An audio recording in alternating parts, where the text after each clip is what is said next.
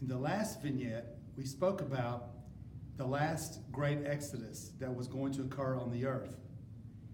And we know that this, of course, has not happened yet, because we still talk about the first exodus out of Egypt. But there will come a time, as it says so in Jeremiah, when they will no longer talk about that exodus.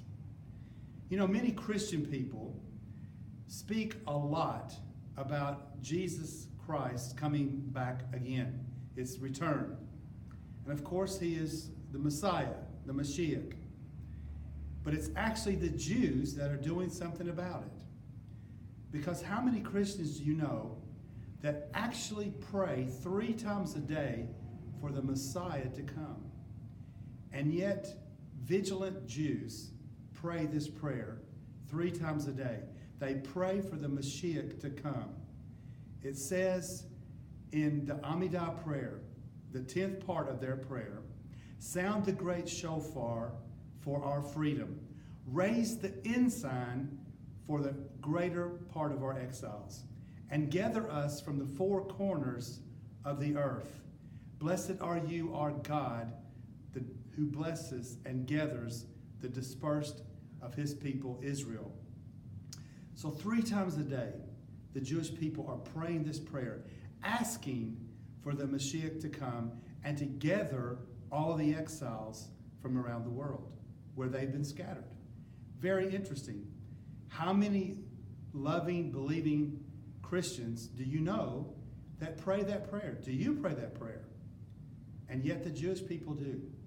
And it's interesting because we have a reason to pray it. In Matthew chapter 24, if you go there, and beginning in verse 29, it says, immediately after the tribulation of those days, the sun will be darkened, the moon will not give its light, the stars will fall from heaven, and the powers of the earth will be shaken. The sign of the Son of Man will appear in heaven, and then the tribes of the earth will mourn, and they will see the Son of Man coming on the clouds of heaven with power and great glory.